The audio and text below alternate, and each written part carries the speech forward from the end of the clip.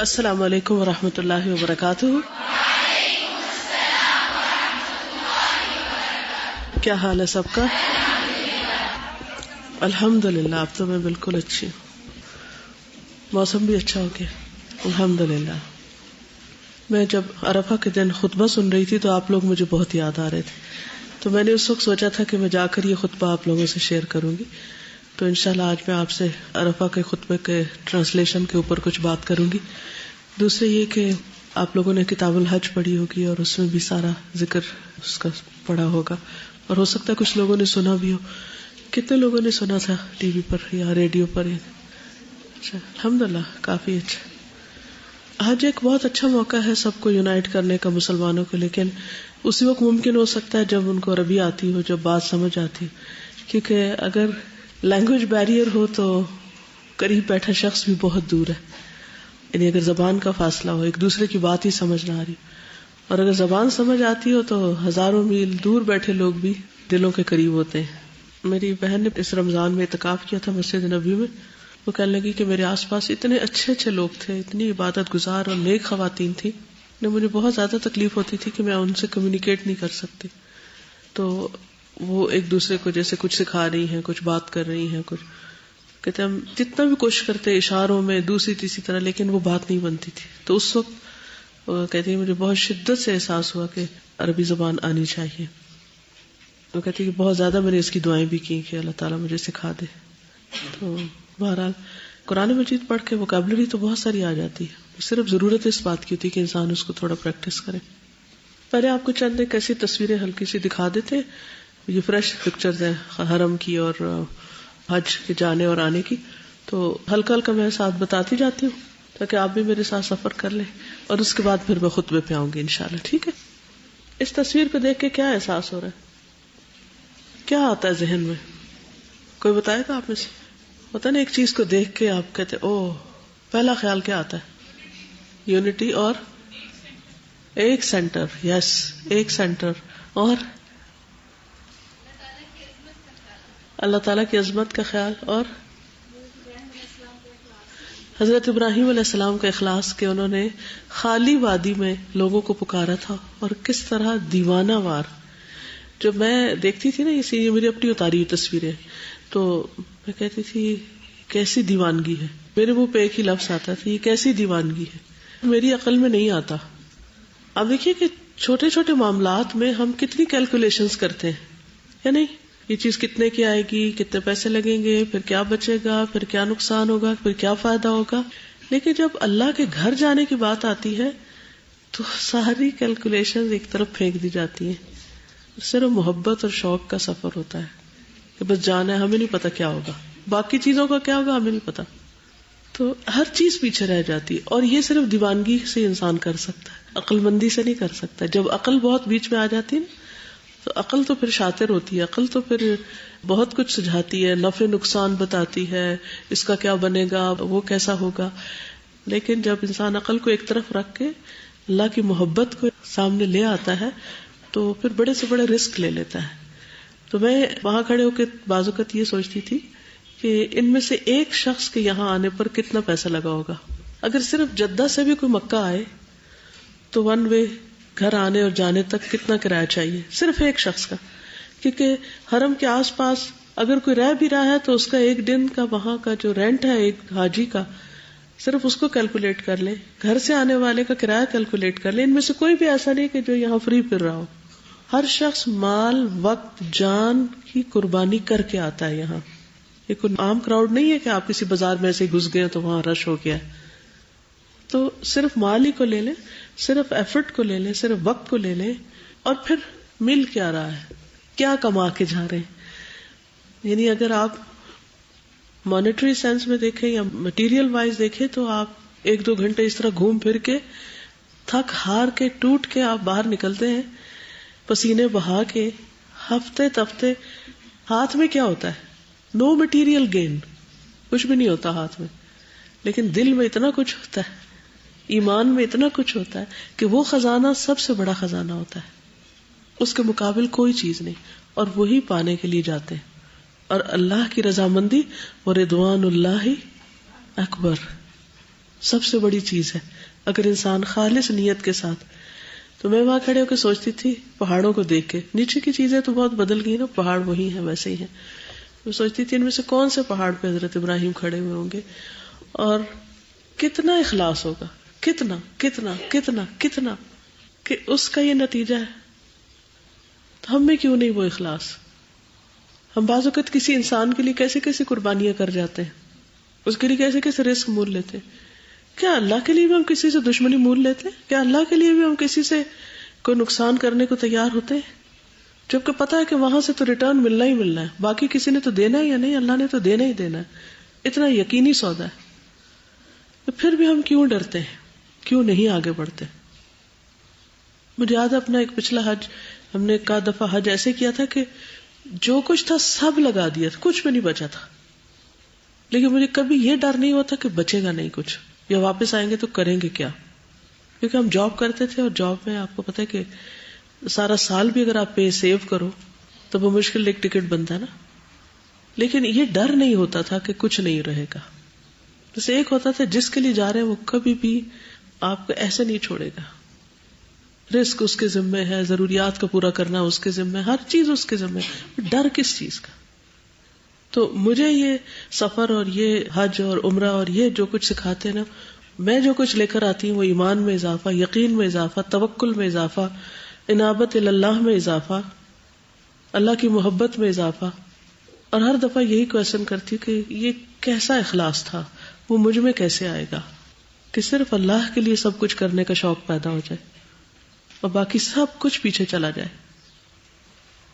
Next, یہ جب ہم یہاں سے جا رہے تھے ہوا یہ کہ ہماری فلائٹ رات کو تھی, لیکن وہ ڈیلے ہوتی ہوتی ہوتی صبح پہ جا پڑی.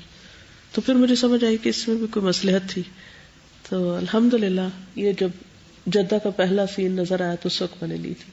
نیکسٹ, یہ ایئرپورٹ کا منظر ہے, صحرا ہی صحرا, صحرا میں جہاز کھڑے, رن وے بنا ہوا ہے, اور کہاں کہاں یہ ایئرپورٹ کا ایک کونا نظر آ رہا ہے اور باقی جہاز نظر آ رہے ہیں. دنیا کا کوئی ایئرپورٹ ایسا نہیں ہے.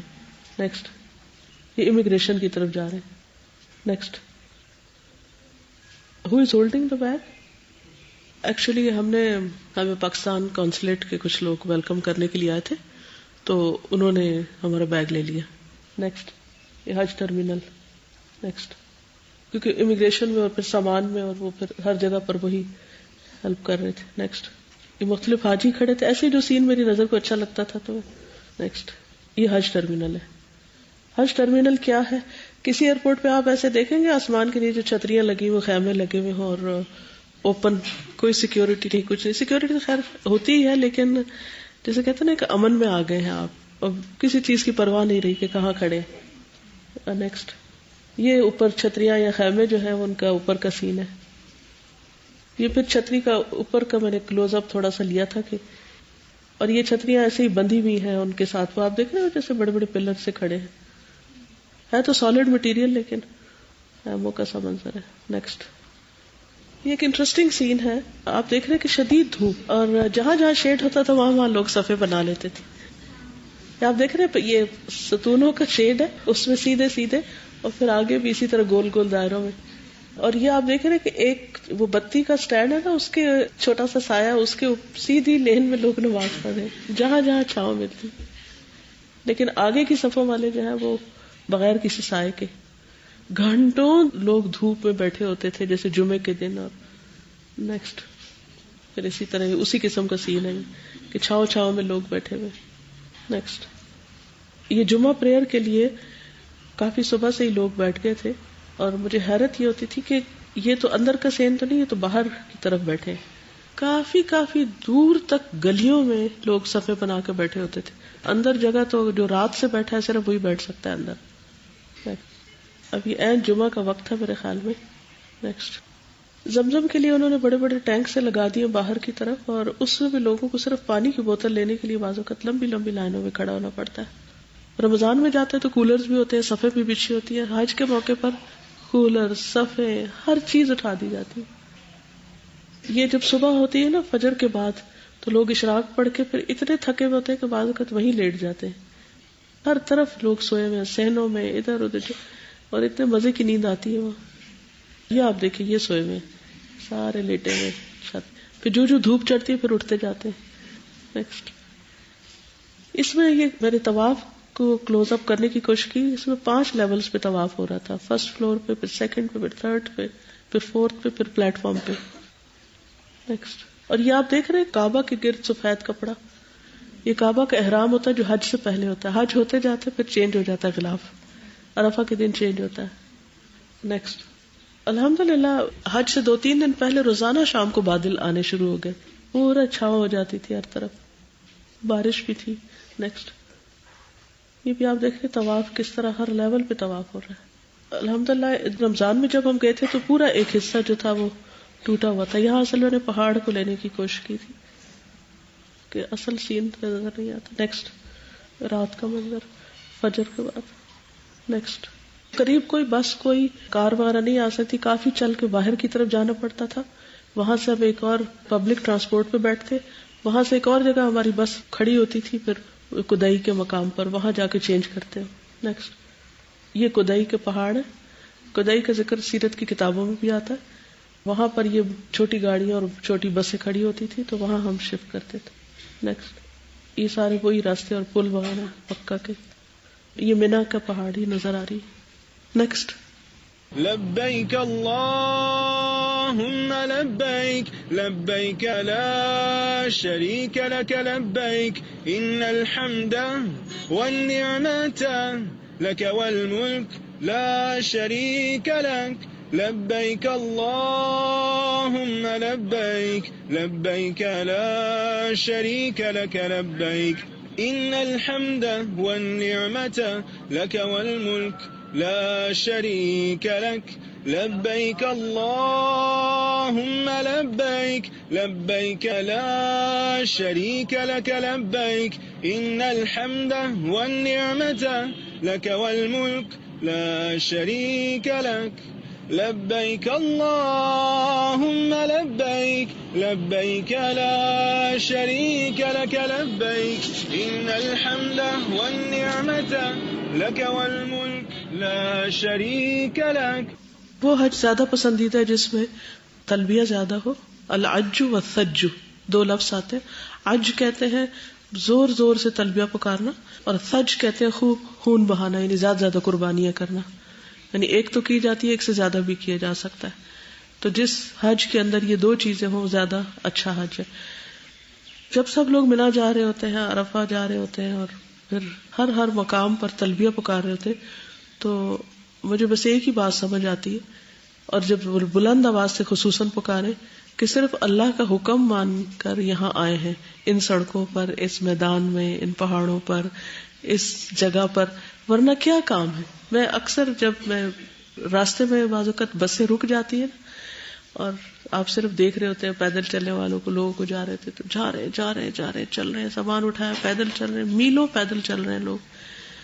تو میں اپنے آپ کو ایسے کہتی ہوں کہ کدھر جا رہے ہیں، کیوں جا رہے ہیں، کس لیے جا رہے ہیں، کیا لینے جا رہے ہیں، کیا مقصد ہے، کیا چاہیے. بار بار میں یہ کوشچن کرتی تھی، کیوں چل رہے ہیں، کیوں تھک رہے ہیں، کیوں یہ پہنا ہوا ہے، وہاں کیا کرو گے. ان سوالوں کا کیا جواب ہے؟ لبیک اللہم لبیک. آپ نے بلایا اس لیے آئے، دیٹس دی اونلی آنسر. عقل کوئی جواب نہیں دے سکتی، کیونکہ وہاں کچھ ہے ہی نہیں. نہ وہاں مارکیٹ ہے، نہ وہاں کوئی پکنک ریزورٹ ہے، کچھ بھی تو نہیں ہے. وہاں دھوپ ہی دھوپ ہے، اور حتیٰ کہ لیٹنے کے لیے پراپر بستر نہیں ہے، کھانے کا پراپر سامان نہیں ہے، وضو وغیرہ، واش روم، ہر چیز. الحمدللہ بہت فیسلٹیز ہیں. اس کے باوجود جب اتنی لمبی لمبی لائنیں ہوتی ہیں تو ہر چیز مشکل ہوتی ہے. اور پھر ہر طرح کے لوگ ہوتے ہیں، کوئی کس طرح واش روم یوز کر لیتا ہے، کوئی پتہ نہیں چلتا پاک ہے ناپاک ہے، کوئی کچھ پھینک کے آ جاتا ہے، کوئی کچھ کر رہا ہوتا ہے. ہر ایک کی ان چیزوں کو برداشت کرنا. پھر مجھے سمجھ آئی کہ اس لیے اتنا تلبیہ کہنے کا حکم ہے کہ بہت زیادہ تلبیہ کہو، تاکہ جس وقت شیطان بہکانے لگے یا جس وقت عقل غالب آنے لگے تو ایک ہی بات سوچو کہ مقصد صرف ایک ہے، لبیک اللہم لبیک. آپ نے بلایا، ہم چلے آئے ہیں، صرف آپ کے کہنے پہ آئے ہیں، صرف آپ کے لیے آئے ہیں، کوئی دنیا کا مقصد نہیں. اپنے اخلاص میں اضافے کے لیے آئے. دیکھیں نا، جب انسان کسی بھی چیز کے لیے جاتا ہے تو اس کو کوئی نہ کوئی فائدہ حاصل ہو جاتا. مثلا دین کے لیے بھی نکلتا تو بعض اوقات دنیا کا فائدہ حاصل ہو جاتا. لوگ جہاد کے لیے نکلتے تھے تو وہاں سے بھی غنیمت مل جاتی تھی. ٹھیک، کچھ تو ملتا تھا نا. لیکن حج کے سفر میں تو صرف دینا ہی دینا ہوتا. وہاں سے تو آپ کو کوئی ایسی غنیمت ملنے کا تو کچھ ہے ہی نہیں. تو جب انسان سب کچھ آہستہ آہستہ آہستہ آہستہ ہر چیز پیچھے چھوڑ دیتا ہے. یعنی یہاں سے ہم مکہ تک بھی جاتے ہیں تو کپڑے رکھ لیتے ہیں اور چیزیں رکھ لیتے ہیں. جب مکہ سے مینا جاتے ہیں تو انسان ہے جو کہ ضرورت پڑتی ہے. تو میں نے اس طرح کیا کہ جو اپنا مسواک وغیرہ تھا اور بہت ضروری چیزیں وہ تو اپنے ہینڈ بیگ میں رکھ لی, 2-3 چیزیں, اور سوچا کہ کپڑے بدل لوں گی تو کپڑے اور چند چیزیں جو تھی وہ بیگ میں رکھ دی. اور آپ کو حیرت ہوگی کہ بیگ کھولنے کی ضرورت پیش نہیں آئی. ٹائم بھی نہیں تھا, دل بھی نہیں چاہا اور ضرورت بھی نہیں محسوس ہوئی. تو میں سوچ رہی تھی کہ پہلے گھر چھوڑا, بہت سی چیزیں وہاں چھوڑ دی, پھر مکہ آئے, پھر بہت سی چیزیں مکہ میں چھوڑ دی, پھر چلتے چلتے حتیٰ کہ جو پیک ہے عرفات, وہاں پہنچ کر تو واقعی سوائے دعاؤں کی کتابوں کے اور کچھ بھی نہیں چاہیے تھا. کچھ بھی نہیں چاہیے, کیونکہ کچھ اور کرنے کا وقت نہیں ہے. تو اس وقت مجھے یہ سمجھ آئی کہ حج یہ سکھاتا ہے کہ انسان اللہ کے لیے ہر چیز ہی چھوڑ دے اور اس کے دل میں کسی قسم کا کوئی لالچ ہو ہی نہ, کسی چیز کی کوئی توقع ہو ہی نہ, اور ایک ہی سوچ کے لے کر جائے کہ اللہ کے لیے سب کچھ دے سکتے, چھوڑ سکتے. یہ تو پھر مینا کی انٹرنس ہے. مینا میں بھی نیچے ہی سونا تھا, تو اتنے صرف لٹرلی 3 بالش کا چوڑا وہ تھا میٹرس, اور جتنا ہمارا قد اتنا ہی ہوگا, اس سے بھی شاید چھوٹا ہی ہوگا. تو میں سوچی تھی کہ اچھا اس پر بھی سو سکتے ہیں نا, لیکن نیچے کارپیٹ تھا, ایک کارپیٹ کے اوپر چھوٹے چھوٹے میٹرس رکھے تھے, اور خیمہ بھی تھا مینا میں. لیکن عرفہ کے بعد جب مزدلفہ آئے تو خیمہ بھی گیا. لٹرلی لوگ سڑکوں پر, میدان میں, ہر کوئی یوں پڑا ہے قبرستان کی طرح. جیسے اگر آپ ایسے کر کے آنکھوں کو دیکھیں نا دور تک, یوں لگتا ہے ایسے قبریں قبریں قبریں قبریں, ایسی فیلنگ آتی ہے. مرے پڑے ہیں سب, کیونکہ تھکے ہوئے تھے نا, جاگنا ہی مشکل رہے. میں سوچی تھی کہ نیچے کیسے لیٹوں گی, لیکن اتنی اچھی نیند آئی کہ فریش ہو گئے. پھر اس رات چونکہ نبی صلی اللہ علیہ وسلم نے تہجد بھی نہیں پڑھے تھے تو ہماری آنکھ کھل گئی, لیکن ہم نے بھی نہیں پڑھے, سنت کی پیروی کرنی, تو سو بھی گئے. نیکسٹ, یہ مینا کے کچھ مناظر ہیں. یہ بھی کوئی کہیں نمازیں پڑھ رہا ہے, کوئی کہیں جماعت کر رہا ہے. نیکسٹ, یہ خیمے, ہر ملک نے اپنے اپنے جھنڈے لگا رکھے تھے لوگوں کی سہولت کے لیے, پہچان کے لیے. نیکسٹ, یہ سب خیموں کا شہر ہے. نیکسٹ, جب ہم نے پہلا حج کیا تھا تو یہ درخت نہیں تھے اس وقت. کئی سالوں میں یہ درخت کافی بڑے ہو گئے. آپ دیکھیں, یہ درختوں کے ساتھ ساتھ فٹ پاتھ ہوتا ہے نا اندر, اس پہ لیٹے ہوئے اور سو رہے ہیں اسٹیٹ اپ مٹی کے اوپر, کچھ چھوٹی سی چادر, یہ جائے نماز بچھا کے, یہ کچھ. نیکسٹ, یہ عرفہ کا دن ہے, یہ ایران کا جھنڈا ہے.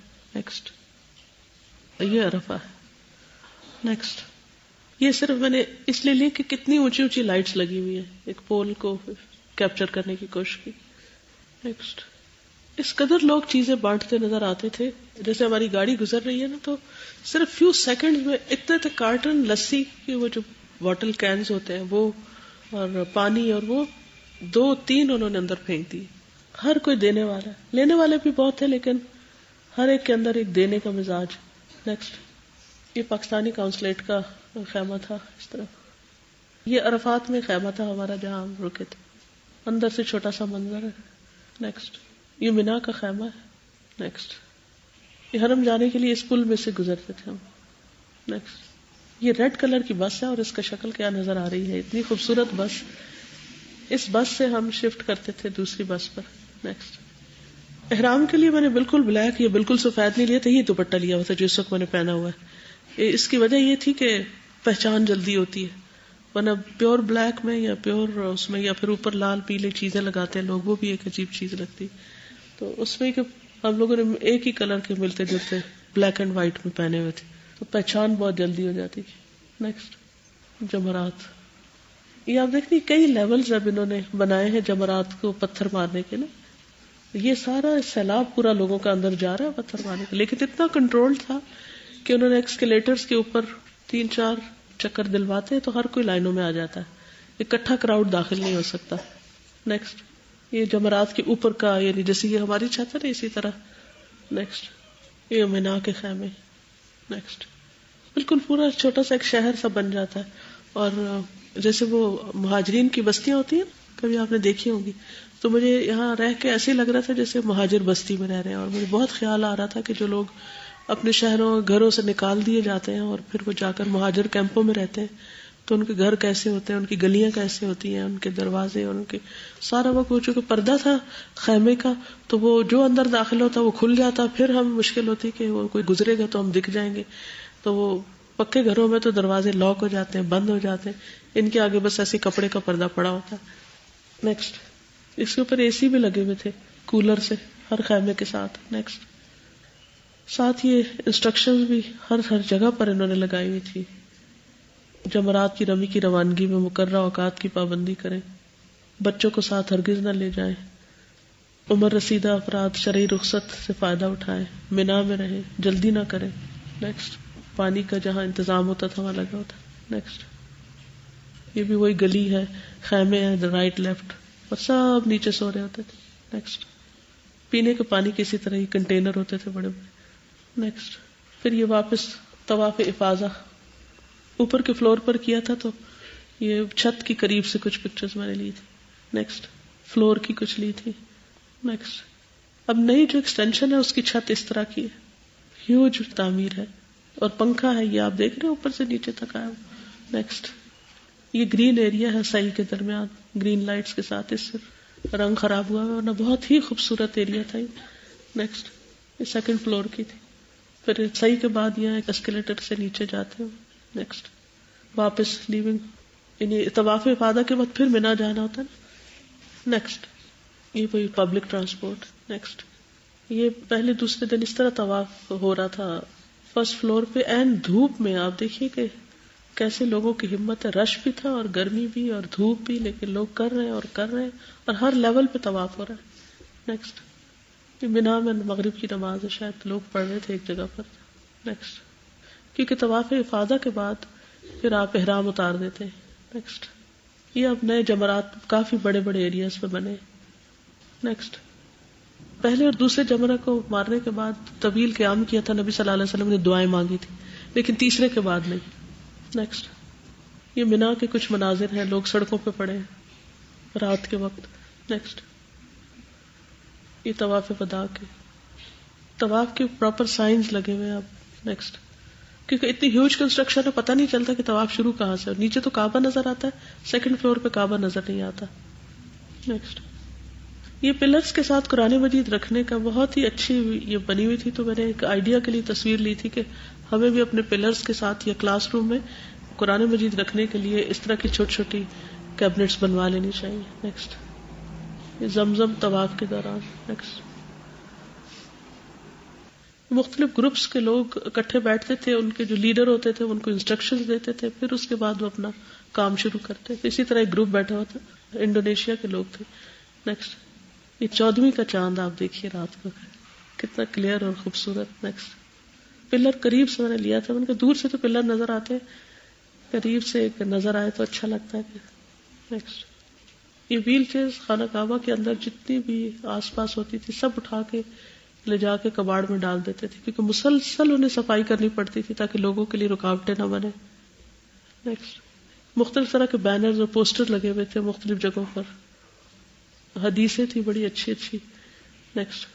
واپسی کا سفر, حرم سے نکل رہے ہیں وہ. نیکسٹ. یہ دیکھیں کتنا اچھا بینر لگا ہوا ہے کہ تھوکیے مت, ایک سڑکوں پہ لوگ تھوکتے بہت ہیں. نیکسٹ. یہ جو پہاڑ آپ کو نظر آ رہے ہیں اس کو محبس الجن کہتے ہیں. جو ٹیکسی ڈرائیور تھا وہ بتا رہا تھا کہ سلیمان علیہ السلام نے جنوں کو یہاں روک دیا تھا کہ مکہ کے اندر مت آؤ, تو اس کو محبس الجن کہتے ہیں. نیکسٹ. یعنی جن حبس کر دی. یہ مکہ سے نکلنے کے لیے کسی نہ کسی ٹنل سے گزرنا پڑتا ہے, تو اس کی تصویر. نیکسٹ. یہ باہر آ گئے. نیکسٹ. پہاڑ ہے مکہ کے. نیکسٹ. ایک اور سڑک, ایک کے بعد ایک نفق میں اندر جاتے, پہاڑوں کو کاٹ کاٹ کے بنا دی گئی جس سے فاصلے بہت سمٹ گئے. نیکسٹ. یہ جو کافی باہر جا کر پیچھے سے جو مکہ ٹاور ہے نظر آتا ہے. نیکسٹ. یہ پھر ہم حج ٹرمینل پہ پہنچ گئے. نیکسٹ. PIA کا اپنے بینر وغیرہ لگے ہوتے ہیں جہاں پاکستانی آ جاتے ہیں سب. نیکسٹ. یہ حج ٹرمینل میں جاتے ہوئے تصویر. اس میں ایک بہت انٹرسٹنگ چیز تھی. طبیعت میری خراب ہو گئی آتے ہی تو میں بھجوا نہیں سکی، لیکن ہمیں ایک موقع پر، چونکہ ہم چاہتے تھے کہ اس کے قریب جا کر اترے جمرات کے، تو ہم بس کے اوپر ایک دفعہ قریب جانے کی کوشش میں پھنس گئے. اور وہ پھنسے یہ کہ ہم بس کو آگے نہیں جانے دے رہے تھے، ویل چیئر کو آگے نہیں جانے تھے، اور فاصلہ بھی بہت زیادہ تھا. تو ہم نے وہ جو وہاں سیکیورٹی گارڈز ان سے کہا کہ ہم تو نہیں چل سکتے، اتنی بڑی بڑی سرنگیں ہیں اور ہم آگے کیسے جائیں گے. تو ان کا اچھا میں آپ کو کچھ بندوبست کرتا ہوں، آپ انتظار کریں. اتنے میں ایک ٹریکٹر جیسے ہوتا ہے، کبھی آپ نے بھینسوں یا بکریوں کو لے جانے والا ٹرک دیکھا ہوگا، تو اس طرح کا ایک ٹرک آیا. تو اس میں کھانے کے بڑے بڑے برتن لدے ہوئے تھے. تو اس نے اس کو کہا میں تمہیں گزرنے نہیں دوں گا جب تک ان پیسنجرز کو نہیں لے کر جاؤ. تو پھر ہم اس کے اوپر چڑھے. اس کی بھی چھوٹی سی ویڈیو، وہ معلوم نہیں کہاں ہے، کیونکہ میں واپس آ کے کچھ سارٹنگ کر نہیں سکی. تو وہ بہت ہی انٹرسٹنگ کہ ہم سب اس پہ چڑھے اور ساتھ تکبیریں پکار رہے تھے اور ساتھ وہ سب کھڑے تھے. تو بالکل ایسا لگ رہا تھا کہ بھینس بکریاں کسی نے چڑھا کے تو لیکن وہ بھی اتنا اچھا لگ رہا تھا یہ سوچ کے کہ اللہ کے راستے میں انسان کسی بھی چیز پہ چڑھتے ہوئے ایک سعادت محسوس کرتا ہے.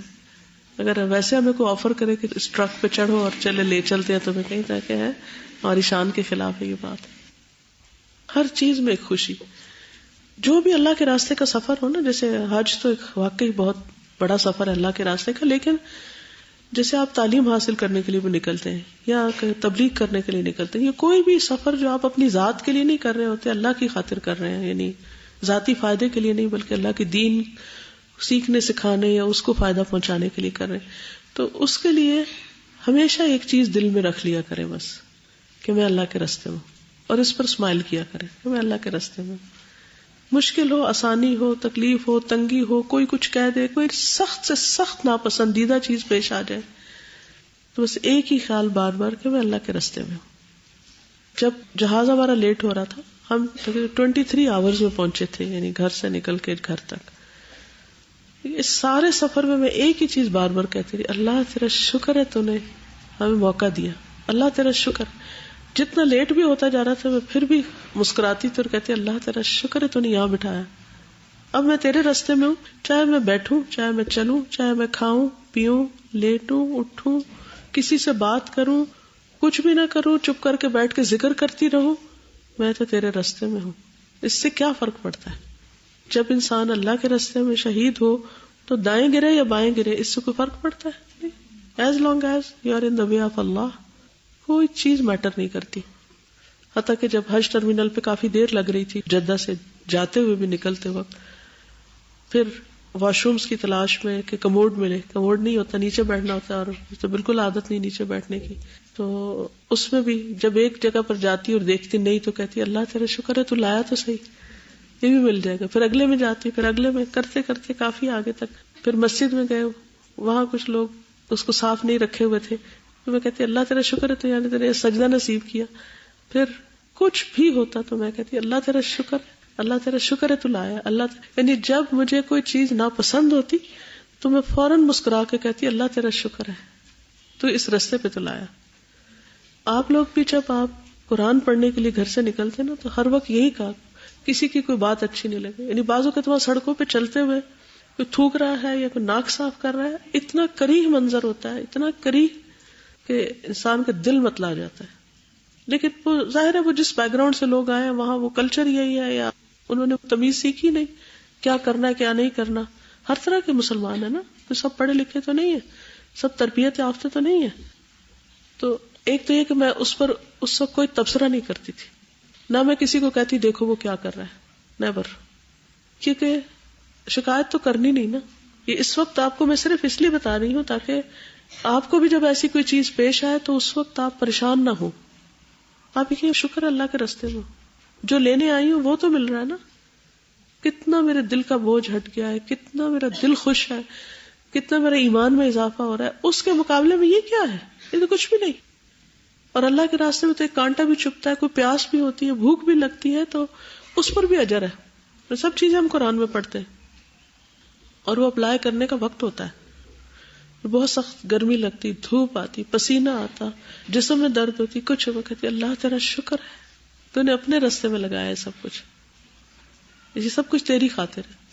اگر تو قبول کر لے تو اس سے بڑی خوش قسمتی کوئی نہیں.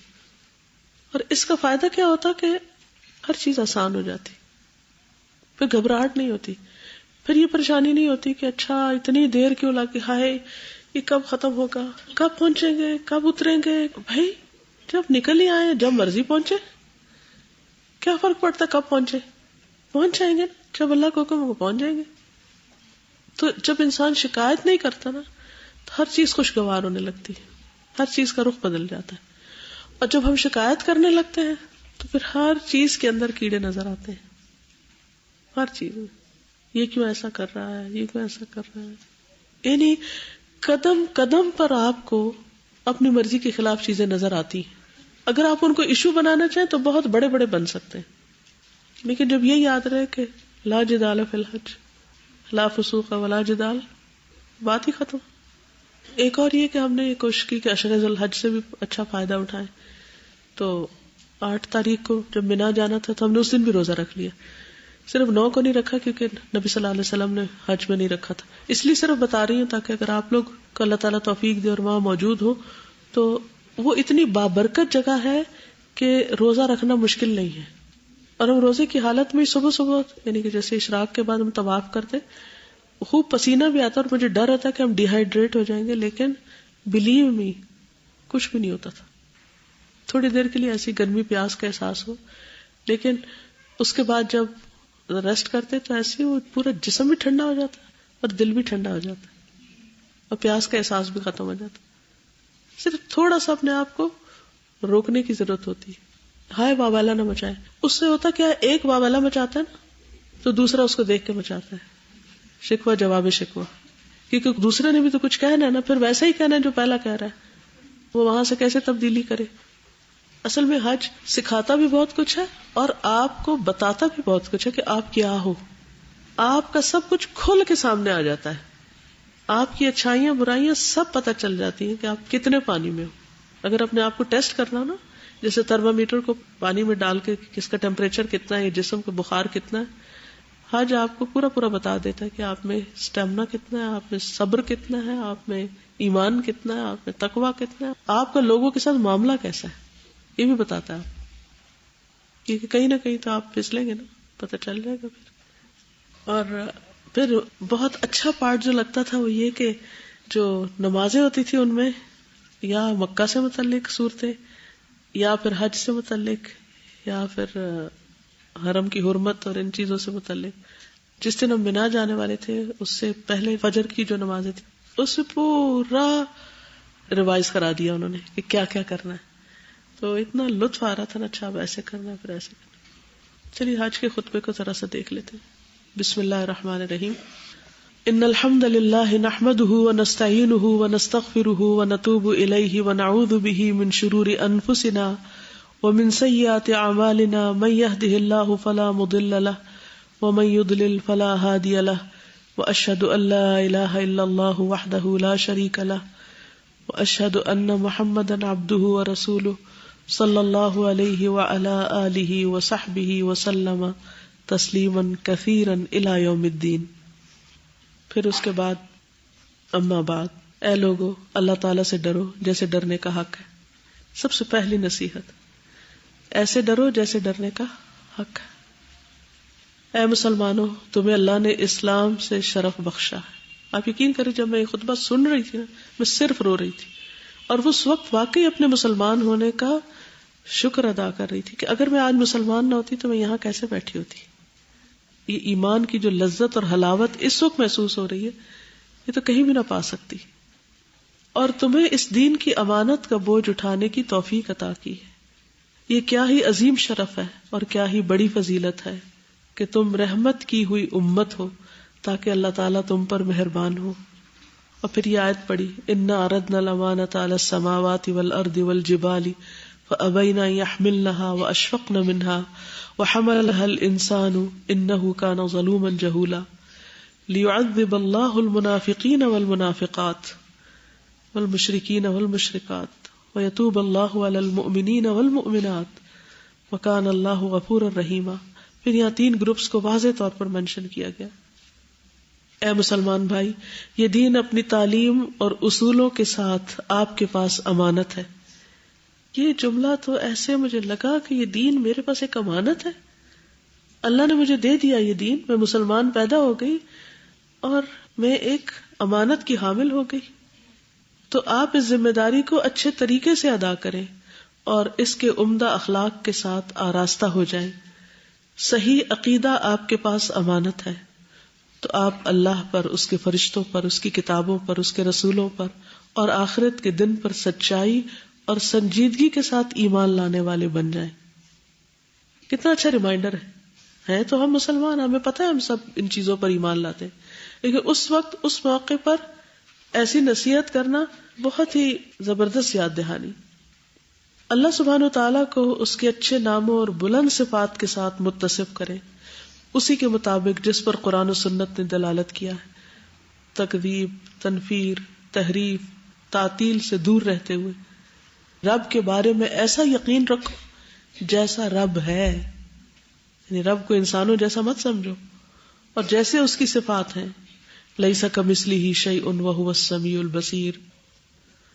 اللہ اکیلے کی عبادت کیجیے. پہلے دین کو امانت، پھر ایمان کا ذکر، اللہ تعالیٰ کی پہچان کی بات، اور پھر اللہ کی عبادت. کنیکشن دیکھ رہے ہیں آپ خطبے میں، وما خلقت الجن والانس الا لیعبدون. تو مجھے فوراً احساس ہو کہ ہاں مجھے اللہ نے پیدا اس لیے کیا، اور اس وقت میں عبادت کی حالت میں. پھر اس کے بعد دعا. آپ اللہ تعالیٰ سے دعا کرنے اور عاجزی اختیار کرنے میں اخلاص سے کام لیں، اپنے سخت حالات میں، اپنی خوشحالی میں، اپنی تنہائی میں اور اپنے ظاہر میں. وَإِن يَمْسَسْكَ اللَّهُ بِضُرٍّ فَلَا كَاشِفَ لَهُ إِلَّا هُوَ وَإِن يُرِدْكَ بِخَيْرٍ فَلَا رَادَّ لِفَضْلِهِ يُصِيبُ بِهِ مَن يَشَاءُ مِنْ عِبَادِهِ وَهُوَ الْغَفُورُ الرَّحِيمُ. اس کے بعد آپ محمد صلی اللہ علیہ وسلم پر ایمان لانے میں سچائی سے کام لیں. ریمائنڈر ہے سب، ہم مانتے ہیں لیکن سچے ہو جائیں اس ایمان میں. وہ اللہ کے بندے، اس کے رسول اور انبیاء اور مرسلین کے خاتم النبیین ہیں. ما كان محمد ابا احد من رجالكم ولكن رسول الله وخاتم النبيين وكان الله بكل شيء عليما. آپ کا ان پر سچا ایمان ہونا چاہیے جو آپ کو ان کی سنت کی اتباع پر آمادہ کرے. کتنا اچھا میسج ہے. اور شریعت کو نافذ کرنے اور اسی کی طرف فیصلہ لوٹانے اور اس پر راضی رہنے پر آمادہ کرے. اور یہ کہ نبی صلی اللہ علیہ وسلم کی سنت آپ کے تمام حالات میں نمونہ اور اسوہ ہونی چاہیے. ہر موقع پر یہ سوچیں کہ اس جگہ اگر نبی صلی اللہ علیہ وسلم ہوتے تو وہ کیا کرتے. لَقَدْ كَانَ لَكُمْ فِي رَسُولِ اللَّهِ أُسْوَةٌ حَسَنَةٌ لِمَنْ كَانَ يَرْجُو اللَّهَ وَالْيَوْمَ الْآخِرَ وَذَكَرَ اللَّهَ كَثِيرًا. اور جان لیجئے کہ نبی صلی اللہ علیہ وسلم تمام مخلوقات کے رسول ہیں. وَمَا أَرْسَلْنَاكَ إِلَّا كَافَّةً لِلنَّاسِ بشیرا و نذیرا ولکن اکثر الناس لا یعلمون. جب یہ جملہ انہوں نے پڑھا کہ لوگوں کی اکثریت کو پتہ ہی نہیں کہ آپ کون ہیں، تو اس قدر شرمندگی ہوئی کہ ہم نے لوگوں کی اکثریت کو یہ بات پہنچانے کا کتنا حق ادا کیا ہے کہ آپ واقعی سب کے رسول ہیں اور بشیر و نذیر ہیں. پھر حدیث پڑھی صحیح مسلم کی، قسم ہے اس ذات کی جس کے ہاتھ میں محمد صلی اللہ علیہ وسلم کی جان ہے، اس امت کا کوئی بھی یہودی اور نصرانی جو میرے بارے میں سنے پھر جس کے ساتھ میں بھیجا گیا ہوں وہ اس پر ایمان نہ لائے تو وہ جہنم والوں میں سے ہوگا. یعنی خواہ کوئی پچھلی کتابوں کو مانتا اور رسولوں کو، لیکن جب تک محمد صلی اللہ علیہ وسلم کو نہ مانے اس وقت تک وہ آگ سے نہیں بچ سکتا. یعنی آپ لوگوں کے درمیان کرائیٹیریا ہے، معیار ہے رائٹ یا لیفٹ جانے کا. پھر کہتے ہیں آپ کا قرآن پر بھی سچا ایمان ہونا چاہیے کہ یہ اللہ کی کتاب ہے جو کہ تمام کتابوں سے آخر میں آنے والی ہے اور ان تمام کتابوں کو منسوخ کرنے والی ہے اور ان کی تصدیق کرنے والی ہے، جو حق کو حق کرنے والی، باطل کو باطل کرنے والی. وَأَنزَلْنَا إِلَيْكَ الْكِتَابَ بِالْحَقِّ مُصَدِّقًا لِمَا بَيْنَ يَدَيْهِ مِنَ الْكِتَابِ وَمُهَيْمِنًا عَلَيْهِ. پھر کہتے ہیں کہ اسلام کا دین تمام آسمانی دینوں میں سے آخر میں آنے والا ہے، آخری دین ہے یہ، اس کے بعد کوئی دین نہیں آئے گا، اور ان سب کو منسوخ کرنے والا ہے اور ان سب سے بے نیاز کرنے والا ہے. کسی اور کی ضرورت نہیں ہے، یہ مکمل دین ہے ہمارے پاس اور وہ خود کافی ہے. اور مخلوق پر واجب ہے کہ وہ اس سچے دین کو گلے لگائے جس کو محمد صلی اللہ علیہ وسلم لے کر آئے ہیں. ان الدین عند اللہ الاسلام ومن یبتغی غیر الاسلام دینا فلن یقبل منہ وہو فی الآخرۃ من الخاسرین. اے مسلمانوں، یہ عبادات، نماز، زکوٰۃ، روزے اور حج آپ کے پاس امانت ہے. آپ پر واجب ہے کہ ان کو اللہ کی شریعت کے مطابق عملی جامہ پہنائیں اور اس کام میں اللہ کے لیے اخلاص اپنائیں، اور آپ ان نمازوں کو محمد صلی اللہ علیہ وسلم کی رہنمائی کے مطابق ادا کریں، جنہوں نے فرمایا صلوا کما رأیتمونی اصلی. آپ نمازوں کو ان کے اوقاتوں میں مکمل شرطوں، ارکان، واجبات کے ساتھ ادا کرتے ہوئے اللہ کا قرب حاصل کریں. آپ مال کی زکوٰۃ ادا کریں، رمضان کے روزے رکھیں، اور استطاعت ہو تو بیت اللہ کا حج کریں. اے مسلمان، اس دین کی امانت کا یہ حصہ ہے کہ آپ اس کے اخلاق کو اپنائیں، اس کے اچھے کاموں کے ساتھ آراستہ ہوں، یعنی سچ بولنا، امانت کی حفاظت کرنا، صبر کرنا، برداشت اختیار کرنا، فراخ دلی، جنراسٹی، درگزر سے کام لینا، اچھا بھائی چارہ، بردرہڈ اختیار کرنا، اور جو چیزیں ان کے مخالف ہیں ان سے اجتناب کریں، جھوٹ، خیانت، عہد توڑنے، تکبر، غرور، حسد، بغض، غیبت، چغلی اور دیگر گھٹیا اخلاق سے. کتنا اچھا ریمائنڈر ہے. بے شک اس دین کی امانت میں یہ بھی ہے کہ اللہ کے حکم کو عملی جامہ پہنایا جائے جس کا اللہ نے آپ کو حکم دیا ہے، وَأَطِيعُوا اللَّهَ وَالرَّسُولَ لَعَلَّكُمْ تُرْحَمُونَ. اور یہ کہ آپ نبی صلی اللہ علیہ وسلم کے احکامات کو عملی جامہ پہنائیں. وَمَا آتَاكُمُ الرَّسُولُ فَخُذُوهُ وَمَا نَهَاكُمْ عَنْهُ فَانْتَهُوا وَاتَّقُوا اللَّهَ إِنَّ اللَّهَ شَدِيدُ الْعِقَابِ. اے مسلمان بھائی، اس دین کی امانت میں یہ بھی داخل ہے کہ آپ اس بات کا عقیدہ رکھیں کہ مسلمانوں کے خون، مال، عزتیں دوسرے مسلمانوں پر امانت ہے. ان کا احترام کرنا اور زیادتی نہ کرنا واجب ہے. پھر وہی حدیث سنائی جو نبی صلی اللہ علیہ وسلم نے اس موقع پر سنائی تھی کہ ایک مسلمان کی ہر چیز دوسرے مسلمان پر حرام ہے، اس کا خون، اس کا مال، اس کی عزت اور آبرو. پھر ان دماءکم واموالکم واعراضکم علیکم حرام، تمہارے خون، مال، عزتیں ایک دوسرے پہ حرام ہیں. پھر قتل مت کرو اس جان کو جسے اللہ نے حرام کیا مگر حق کے ساتھ. جو کسی مومن کو جان بوجھ کر قتل کرے اس کی جزا جہنم ہے جس میں ہمیشہ رہنے والا ہے. اللہ اس پہ غضبناک ہوا، اس پہ لعنت کی، اور اس کے لیے بہت بڑا عذاب ہے. فرمایا میرے بعد ایک دوسرے کی گردنیں مار کے کافر نہ بن جانا، یعنی آپس میں قتل و غارت نہیں کرنا. میں سوچ رہی تھی کہ سارے ملکوں میں سے آنے والے مسلمان اگر اس حکم کو سمجھے اور جانے اور واپس جا کر صرف اسی بات پر عمل کر لیں تو کتنی بڑی تبدیلی ہو سکتی. پھر جائز طریقے سے مال کمائیں. آپ دیکھیے کہ روزمرہ زندگی میں جتنی بھی چیزیں ہم کرتے ہیں ان سب کے بارے میں یاد دہانی ہے. حرام طریقوں سے اجتناب کریں، یعنی دھوکہ دینا، ظلم کرنا، عہد توڑنا، لوگوں کا ناجائز طریقے سے مال کھانا. پھر کہتے ہیں کہ معاہدے اور عقد ہمارے پاس امانت ہے اور ہم پہ واجب ہے کہ انہیں پورا کریں. یعنی کانٹریکٹ کرنا، یعنی مثلا کئی کام کرنے کے لیے آپ کانٹریکٹ کرتے ہیں کہ میں یہاں پر 1 سال کے لیے کام کروں گی، اور پھر جب موڈ ختم ہوا تو پھر توڑ دیا کانٹریکٹ. یا کوئی بھی کسی کے ساتھ بھی عہد کیا اور نہیں دل چاہا تو چھوڑ دیا اس کو، یعنی اس کا پاس نہیں رکھتے، اس کو اہمیت نہیں دیتے. اور عہد کو پورا کرو، بے شک عہد کا سوال ہوگا. پھر یا ایھا الذین آمنوا اوفوا بالعقود، پھر دھوکے سے بچو. من غشنا فلیس منا. پھر اے اسلام کی امت، پہلے انفرادی خطاب تھا، پھر امت کے طور پر. کیا سمجھ آ رہا ہے خطبے میں سے؟ ایک مسلمان ہونے کی حیثیت سے جو بھی اسلام کا جو بیسک ہمارا جو میسج ہے وہ یہی ہے نا کہ عقائد، عبادات اور معاملات اور اخلاق، ان ساروں کو ہی انہوں نے ٹچ کر دیا، ریمائنڈر دیا. جی یہ اس اعتبار سے مجھے بہت اچھا لگا کہ آپ مثلاً کوئی آپ کو کہتا ہے چھٹیوں میں کہیں بھی ہمیں کچھ بتائیں، تو بعض اوقات ہم ایک ٹاپک چن لیتے ہیں، وہ بھی اچھا ہے. لیکن اگر آپ ایک جنرل سب چیزوں کو ٹچ کرتے چلے جائیں تو اس سے بھی ایک پوری پکچر بنتی چلی جاتی. یعنی میں اس وقت اپنا احتساب کر رہی تھی کہ ان میں سے کون کون سی چیزیں میں کر رہی ہوں اور کون سی نہیں کر رہی. اس کے ایک ایک لفظ کو میں اپنی ذات کے لیے لے رہی تھی، مجھے کیا کرنا ہے، کر رہی ہوں یا نہیں کر رہی. ٹھیک ہے نا. پھر اے اسلام کی امت، اس شریعت کو نافذ کرنا امت کی گردنوں اور ان کے لیڈروں کی گردنوں پر امانت ہے کہ وہ زندگی کے تمام معاملات میں اللہ کی شریعت کو نافذ کرے. اجتماعی معاملات، اقتصادی معاملات، سیاسی معاملات، تعلیمی معاملات اور خارجی تعلقات، تاکہ شریعت اکیلی ہی ہو جائے جس کی طرف فیصلہ لے جایا جائے اور اسی کے مطابق فیصلے کیے جائیں. اے مسلمانوں، دعوت اسلام کی تبلیغ کرنا، اللہ کے دین کی طرف دعوت دینا، یہ امت کی گردنوں پہ امانت ہے. ہر ایک اپنی طاقت کے مطابق اللہ کی شریعت کی تبلیغ کرے اور لوگوں کو اس کے دین کی طرف دعوت دے. وَلْتَكُن مِّنكُمْ أُمَّةٌ يَدْعُونَ إِلَى الْخَيْرِ وَيَأْمُرُونَ بِالْمَعْرُوفِ وَيَنْهَوْنَ عَنِ الْمُنكَرِ. اور پھر کنتم خیر امۃ اخرجت للناس تأمرون بالمعروف وتنہون عن المنکر. پھر اے مسلمانوں، تمہاری زندگی تمہارے پاس امانت ہے، وہ ایک برتن ہے تاکہ تم نیک اعمال کرو. تم اپنی زندگی پر امین ہو. تمہاری عمر دنوں، مہینوں اور سالوں پر مشتمل ہے. جو گزر چکی ہے وہ لوٹ کے نہیں آئے گی. ہر دن وہ جو گزر گیا ماضی کا حصہ بن گیا اور اس کی جزا اللہ کے پاس ہے. جو کچھ بھی ایک دن میں ہم نے کر کے اللہ کے پاس بھیجا.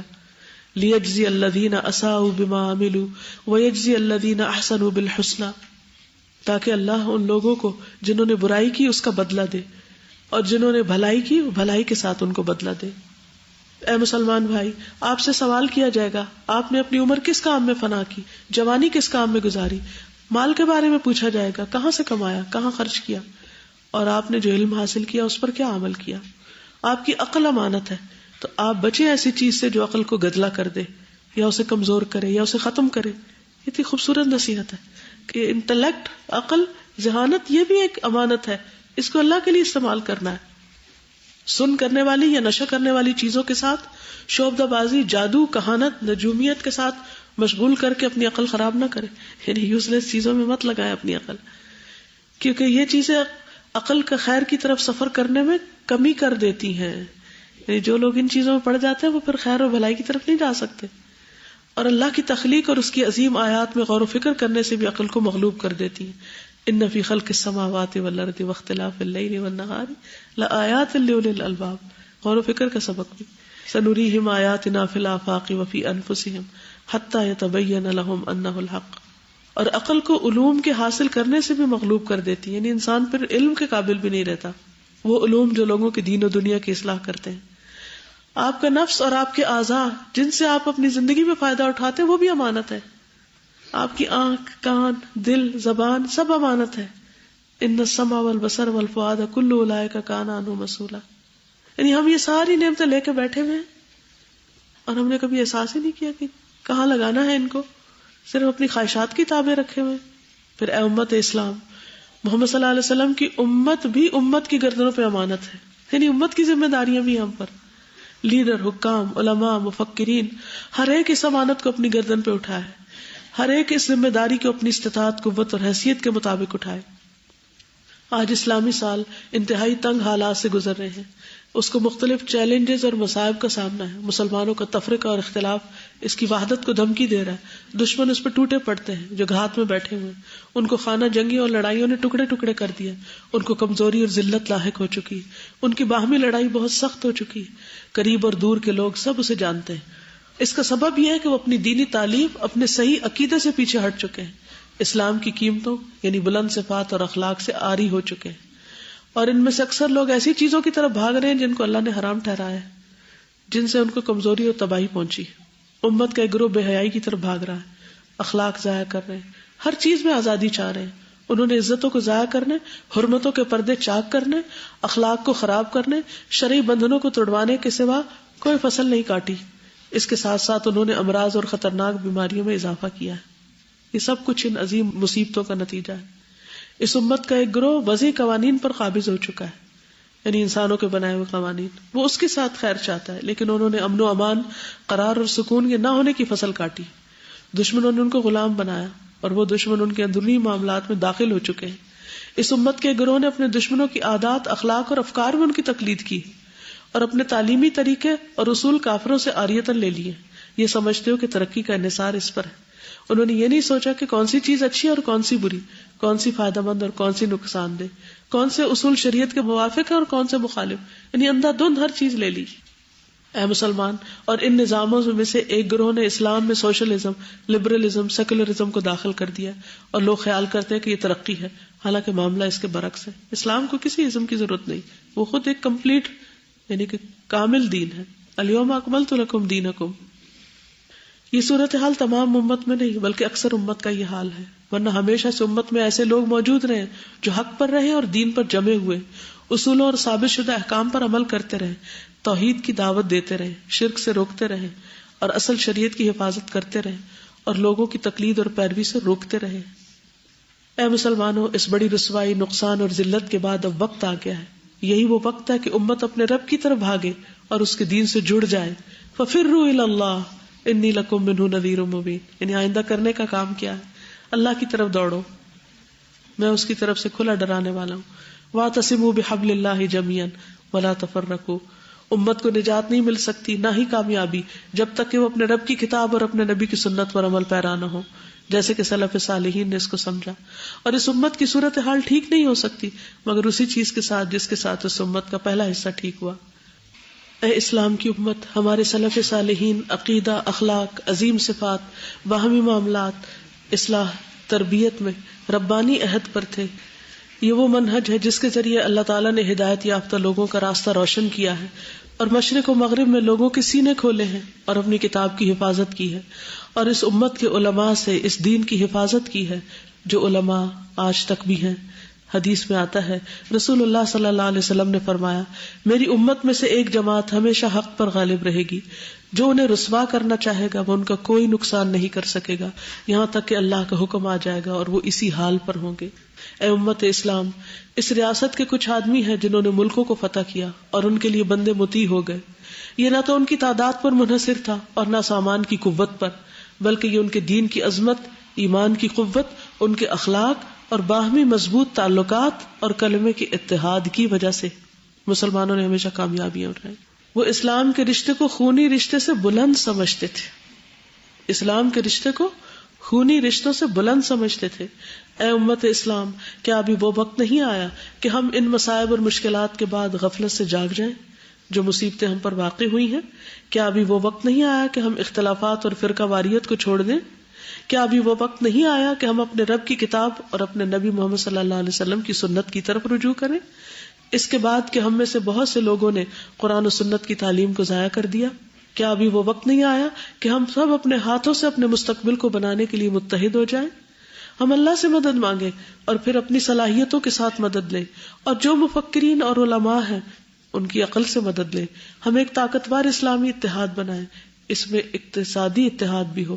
ہم انہی وسائل پر اکتفا کریں جو ہمارے پاس ہیں. ایسی دفاعی اور فوجی قوت ہو جس کے ساتھ ہم اپنے دشمنوں کی فوجوں کا مقابلہ کریں. ایسی الگ ثقافت ہو جو پاکیزہ اور اخلاقی تمدن کی حامل ہو. ہم دنیا کا ہاتھ تھامیں اور ہم ایک قافلے کی مانند ہو جائیں. ہم لوگوں کو خیر کی دعوت دیں. ہمارے پاس روشنی کی ایسی مشعلیں ہوں جن کے ذریعے ہم صراط مستقیم پر چل سکیں اور سلف صالحین کے منہج پر چل کر کامیابی اور خوش نصیبی کی طرف چلیں.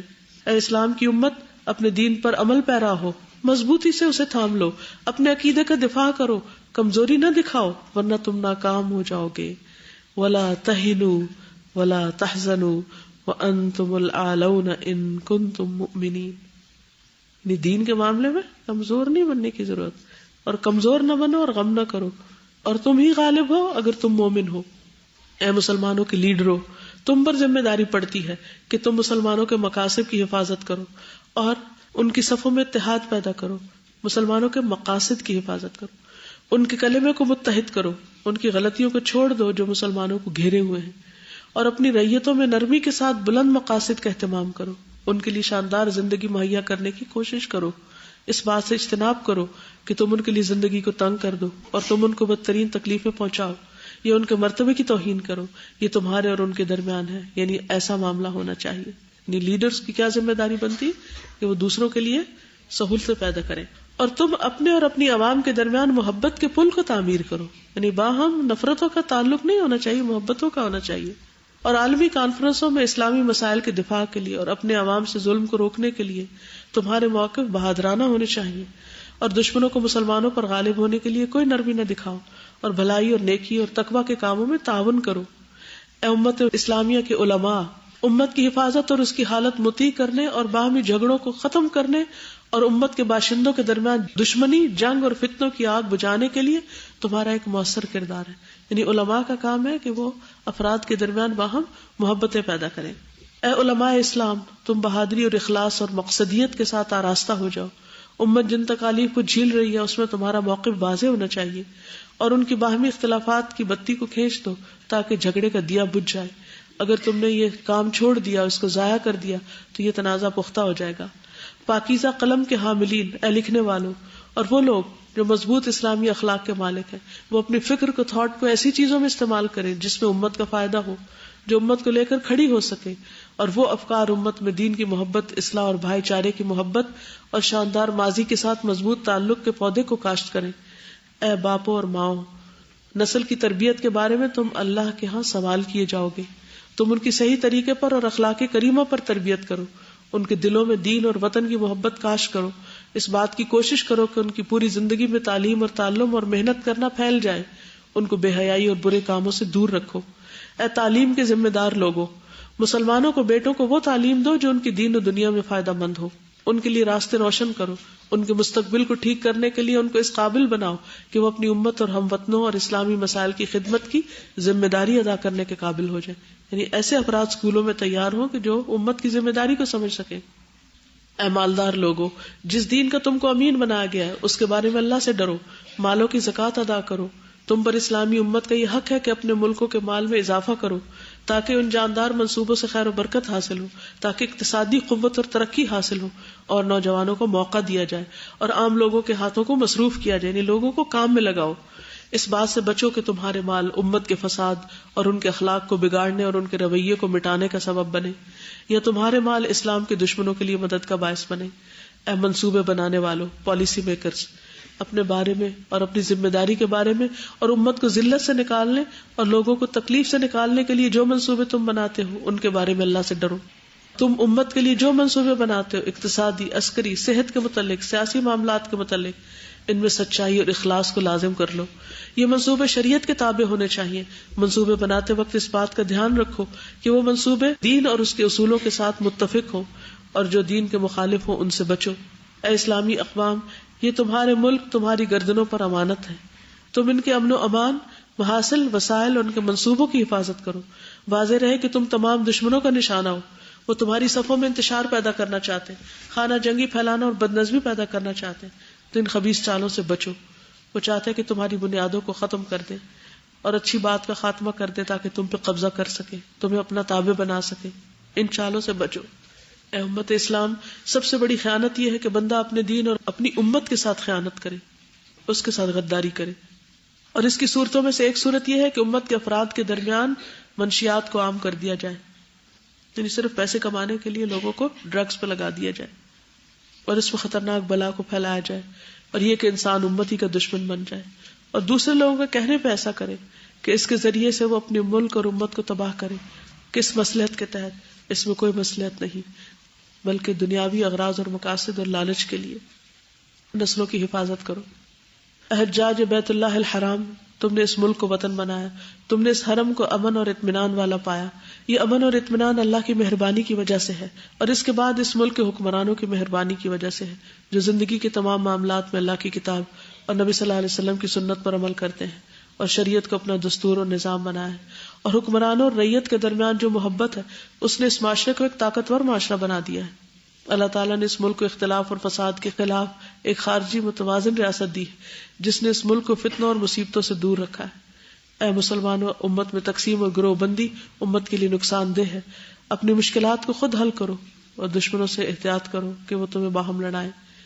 اے بیت اللہ کے حجاج کرام، اس نعمت پر اللہ کا شکر ادا کرو اور سکون اور اطمینان کو لازم کر لو۔ ٹریفک کے قوانین کا احترام کرو، اس چیز سے بچو جو حرام ہے، ان چیزوں سے بچو جو دیگر حج کے شاعر میں حاجی کے لیے رکاوٹ بنے۔ اسلام کے اخلاق کو اپناؤ۔